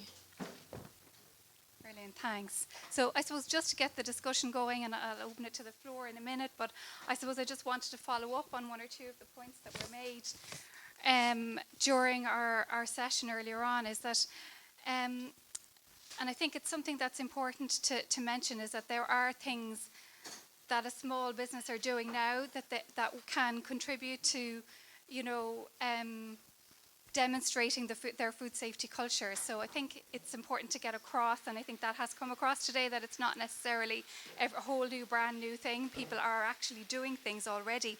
And I just wonder if any of our panelists would like to kind of give some examples of things that people might be doing and could use as evidence of having a good food safety culture. Does anyone want to? Will I start with that one? Oh, yes, please, Emma. Yeah. I think I probably did touch on it a bit when I was talking with,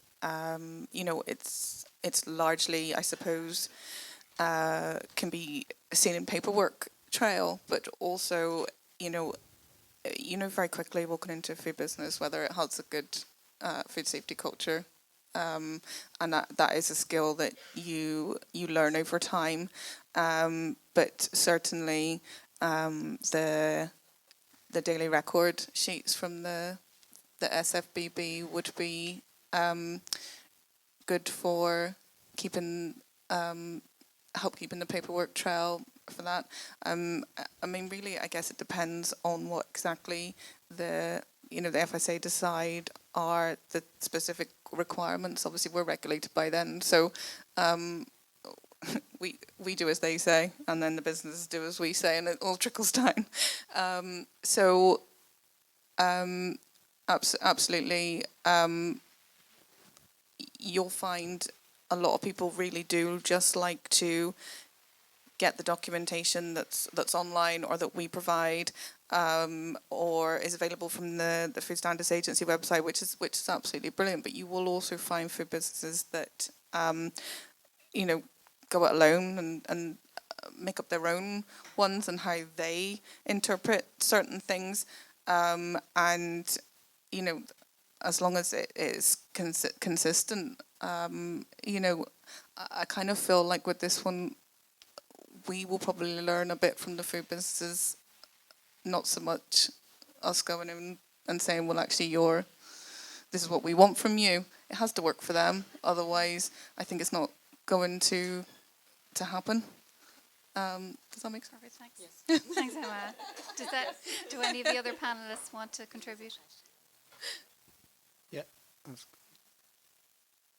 Kevin, Yeah, because in a previous life I was in the EHO doing food hygiene inspections as well. I was having a bit of a think about this, and some of the things I remember businesses doing, I'm going back quite a few years ago before the concept of food safety culture was even mentioned, but it was something I suppose you could relate back to it now, was things like just ensuring that food safety risks are communicated throughout all team briefings with staff. Starts of shifts that demonstrates a commitment to it.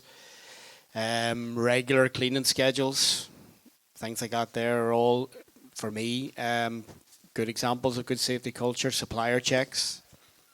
I remember a premises I had on the mainland in England had like a staff suggestion box. So we're somewhere which encouraged staff to go along, drop some feedback, ideas for improving food safety into a box which then was considered, taken on board by management. And just again, them regular team meetings to dedicating that time and sharing ideas, involving staff and making staff feel like they have an input into food safety risk, and staff have that confidence to approach management also.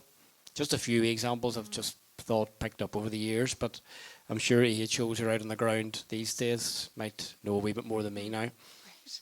Thanks very much, Kevin. I think we have a question here from the floor. Sorry, it's just for Sean and the research that you did. You mentioned that experts' lack of understanding. So we've talked about this in a sense of food safety expertise and then the behavioural science. So when you've said about experts, is that food safety experts within a business or people managers within a business? So in terms of the experts that we spoke to, it was a range of kind of people involved in the food industry. So we would have had EHOs who we would have spoke to. We would have had educators, so people working in universities, colleges around Ireland.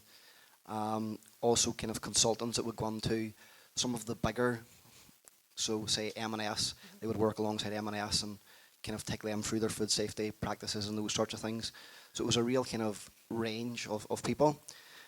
What you did find was that, say those gone into M&S, those kind of bigger companies might have had a better grasp on it because it was something that the bigger companies are really kind of strong on and have really brought on over the last few years. Kind of the more kind of, I suppose, people who are more maybe local, it was just less known. And as I kind of said, the components, when you ask them about, say, the communication and the management systems, etc., the understanding was there, but just the actual concept of food safety culture, tying it on all together, and it being a kind of one element that overall in a food business was so important.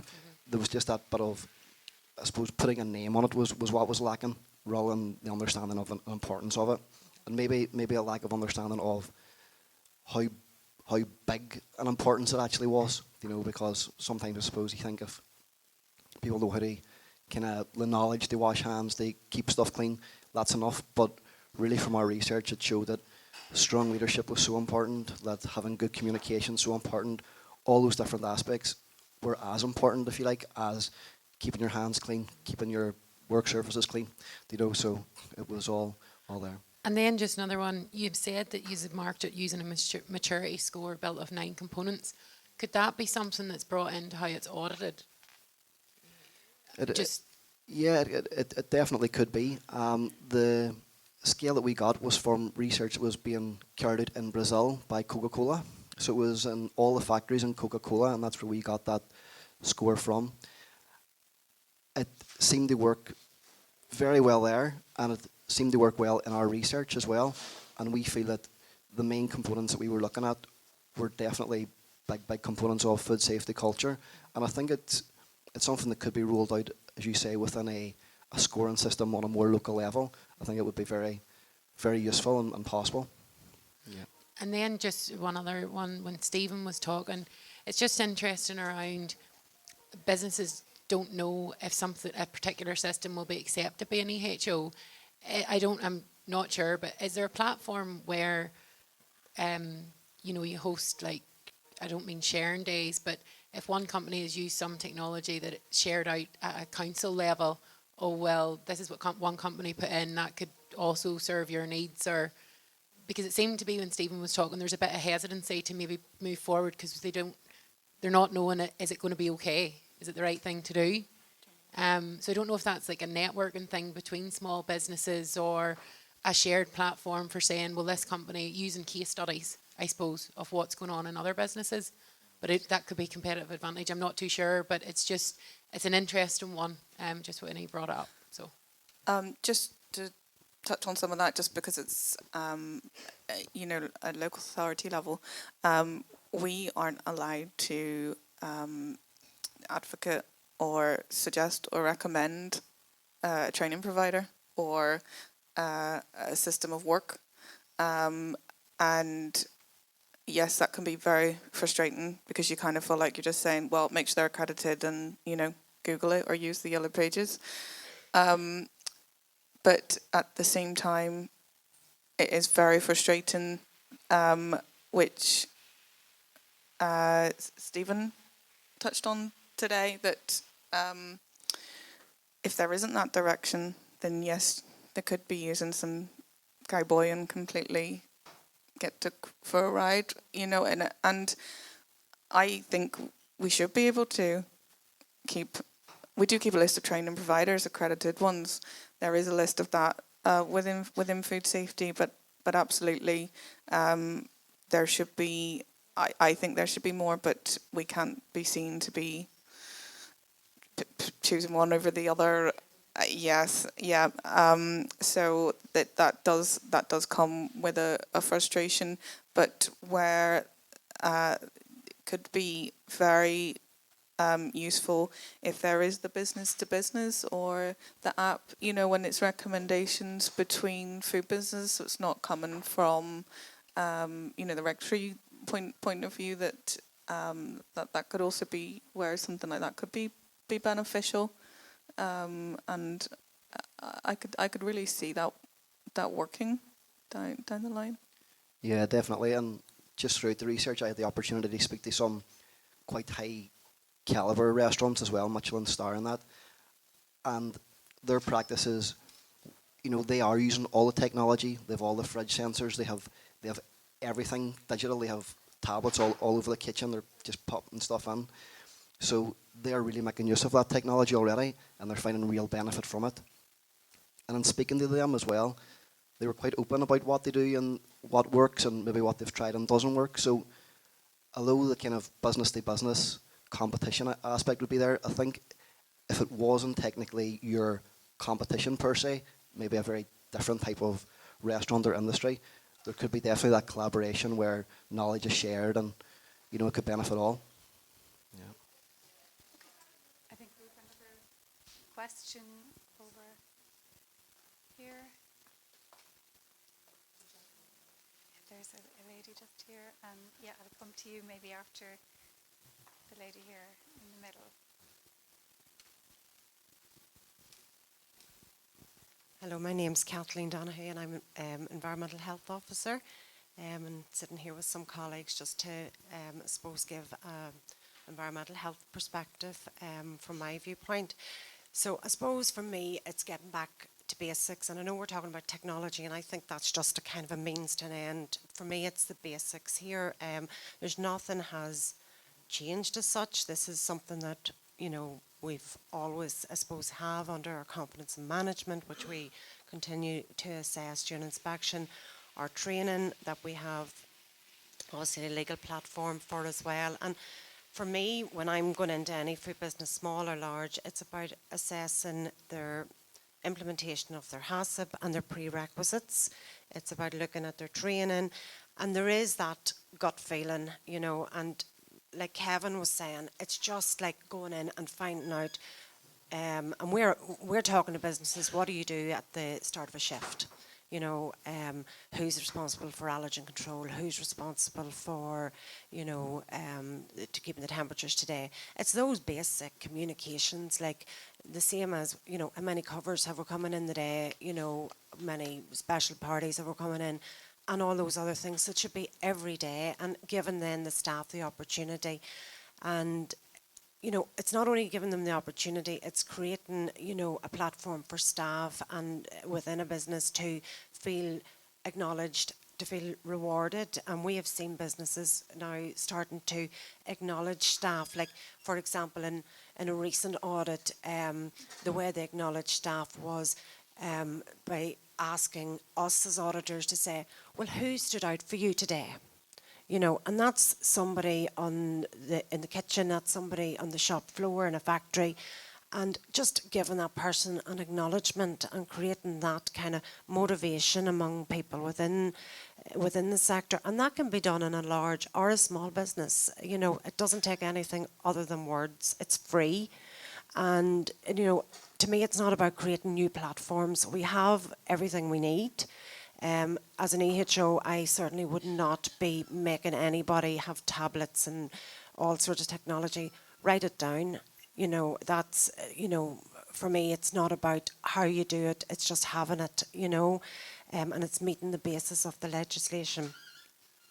We are now at the place where, anybody that really is on a 5 rating, to me, they have a good culture, or they wouldn't be getting a 5 rating.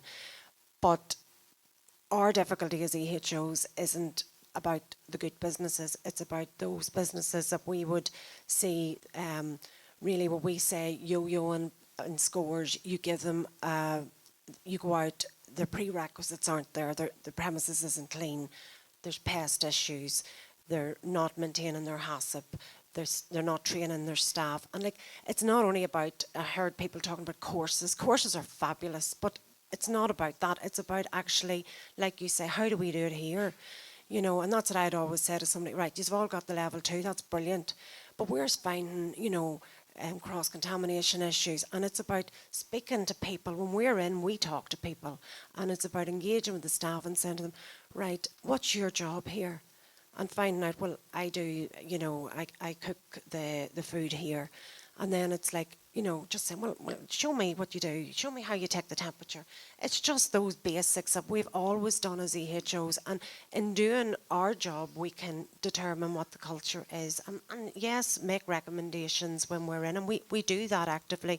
And we are always happy to engage with any business that come to us looking advice. And that even shows us that there's a good food safety culture when people do actively engage with us. And there are free tools out there. There's the Safe Catering Pack. So nobody needs to go and get an app if there's a Safe Catering Pack is sitting there. So no, it's something that we're very passionate about, and we are seeing in the larger businesses, but we are filtering it into our smaller business. But it's how we deal with the non-compliant businesses, those that are yo-yoing the scores, that we would have them as a 1 or 2, request a revisit, to go back up. Next time they're back down again. It's those businesses that we as EHOs really need to be tackling. How do we actually get there? What are the routes to changing that actual culture within the industry, and what are the barriers to doing that? Okay, thank you. Would anyone on the panel like to? Marie, do you want to? Thank you very much. I think this is a really good point. And in relation to food safety culture, it's important that it's not seen as an extra legislative requirement that the food businesses are going to say, oh, another thing that I have to comply with. It is not. It's integrating things that people already have and already do. In the north, of course, with the food hygiene rating score, it is highly valued in the confidence and management score. And yes, I think the businesses that are getting a 5 will do this well, and they will want to incorporate that, and that's brilliant. But I think it's that word culture. Culture is not only about just one business. It's not the culture, the safety culture in that one business. It's also within the industry.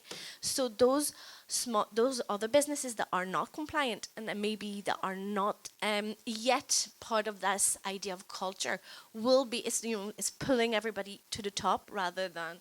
So if we are emulating this and saying this is what we want, this is part of the legislative requirement, this is part of what we expect the food industry to be striving for, we hope that those non-compliant businesses, those businesses, particularly the ones that are yo-yoing, because I think they try, but perhaps there are other barriers that we absolutely need to investigate and address, and I think there's lots of work that we do around that. But moving that culture forward to say this is what we accept will be probably a step in a good direction. Does anyone else want to contribute to that? Kristen, do you want to? Yes, yes, thank you. I would definitely agree. So I'm with Food Safety Authority Ireland, but I'm here of a different background. I am here as a behavioral scientist, so I'm trying to add this different perspective. So one thing that we are trying to create is resources that are based on how do you address specific barriers. So while the law doesn't say that you need to change your food safety culture, or it doesn't even say where you need to be, it just needs to be appropriate. But some things we're trying to create is, say, a living website, and with consultation with folks like yourself who have the on-the-ground expertise. I'm coming in with a behavioral science toolkit, so I could lecture everybody on all of the theories and the different evidence-based tools that pass, but a lot of them are some simple techniques, different ways to change behavior. So one thing we're trying to do is create, say, a behavioral change guide. So there might be a common barrier towards something. Okay, they get the knowledge-based training, but there's an attitude. They just don't believe that that's effective on the floor. Or there's a real issue on getting the understanding of something across. Maybe we can add some storytelling. Can we use nudges that was mentioned earlier? So a nudge is anything that can change behavior but doesn't change the amount of choices or gives an economic incentive. And there's a whole literature on ways to develop those nudges that can kind of nudge people to make a certain choice maybe in the right direction, which would be towards safe and hygienic food.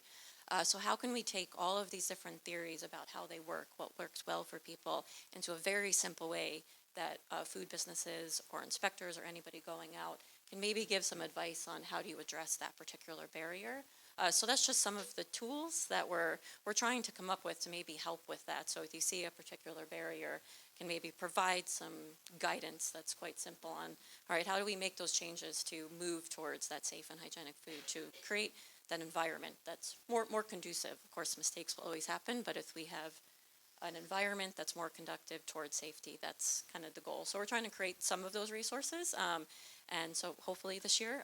But again, we want to keep working with individuals, especially myself coming from the behavior background of what are those and how can I add that and say, oh, this would work really well in there, but to add that flexibility. Yeah, so we're trying. Yeah. Thanks, Kristen. That's great. I think we have another question from this table. Do you want to? Oh, thanks. Good afternoon to the panel. Thank you very much so far. I'm thinking about how we best practice for embedding these kinds of cultural changes at a personal level. So my background coming from food factories, how do me and my 4 QAs influence the behaviour of 300 minimum wage food operatives that honestly don't give a... So I've written a fantastic shiny quality management system. I've said food safety culture in the first paragraph. The CEO's painted slogans on the break room that we all care about food safety. But then how do we embed that on the shop floor? What's the best practice for getting the buy-in from the team? Okay, does There's anyone a want lot. to volunteer to take that? Well, we're coming out with resources for that. No, but there is, I think, from the behavioral science background, and some things were already mentioned, things like recognition and reward, the use of champions. So this is where you find leaders at each various level. So it's not just management; it's maybe more of a peer that can come in and champion some of those. We tend to listen to those more. There's things such as collective construction, and there's lots of evidence that if you're involved with the planning of something or have some say in it, you do release more dopamine than when you see it, and you're more likely to get involved. So even just some basic having everybody in the floor being able to provide what they think about it can start to get a little bit more buy-in present there. Things like social norms. There's a reason why when you see a toothpaste that says 9 out of 10 recommend it, you buy it. We are social, so bringing in some of those habits. And something else like habit stacking is an incredibly powerful tool. So this is where if you have something that's done really well already, putting something right next to that. You're starting to attach a new habit to an old one is a tried and true way of getting something new kind of one at a time. And then of course various reinforcements are using nudges appropriately, using color schemes. Like if I were to ask everybody, what does red mean and what does green mean? You'd all say good, bad. So kind of bringing in all these different elements that start to get those shortcuts in our brain working to bypass our cognitive processes are ways to do that. And hopefully my job is to try and disseminate some of that. And I'm sure maybe some on the floor might have ways they've seen it work as well that I'm trying to incorporate as well. Just in addition to that, I thought consistency is really important as well, so that even on the shop floor they see that if their behavior is consistently being rewarded, or that bad behavior is also being tackled consistently, that actually adds to the morale, I think. And another thought that I had around this, oh gosh, it's gone away out of my head again. I think it was about rewarding and also really team building. It seems, pretty simple and straightforward, is something that we think about. But I think you just because the words you use, they don't give, it's not their priority.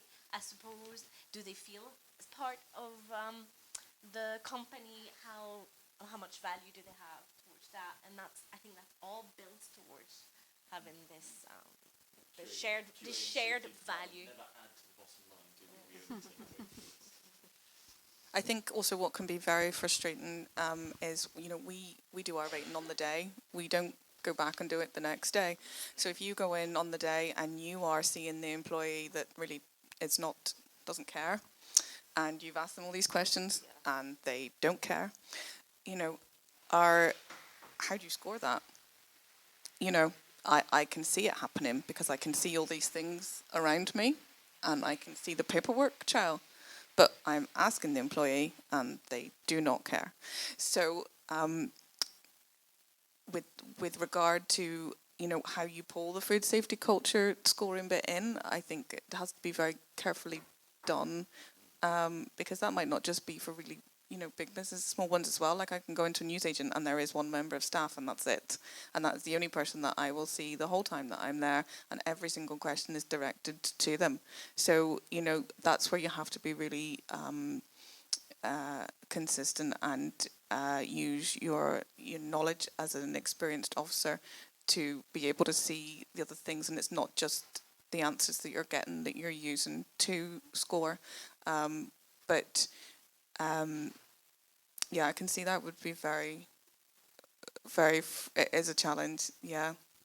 It came back to me, modelling. Yeah. Yeah. I mean, we do that with our kids, but we should do it with everybody. Great, thank you. I think we have another question over here. Hi, following on from a point that Kathleen made earlier on and some of the stuff Sean was saying, perhaps it's only a personal point of view, but for an effective food safety culture, you need effective food safety competence. And sadly, on any form of food safety training at the moment, whether you do level 2 online or whether you do it from an accredited food safety provider, they are only an assessment of food safety knowledge at that particular time, as is recording temperature records, for instance, another requirement within 852/2004. So it doesn't really matter if you're using a pen and pencil to write them down or whether you're recording them electronically. They are still only a snapshot of what's happening at the time.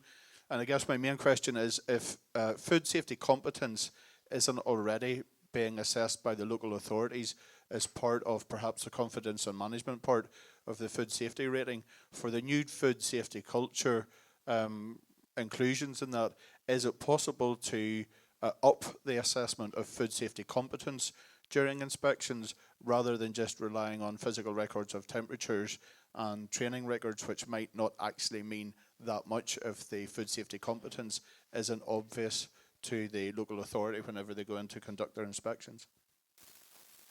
Okay, does anyone want to volunteer to address that question around food safety competence? I think really, it's really about is training effective? Have people learned really from their training, from their courses?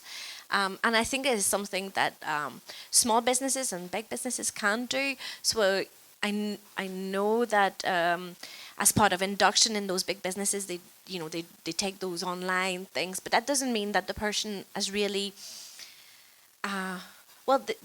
their knowledge might have increased, but their understanding and how that influences their behavior are two different things. We know that knowing something and doing something is quite different, but it is something that is part of the food safety culture that you can then, first of all, gather the reaction of somebody after they've had their training. You can have a simple conversation. How did you find that? Was that helpful?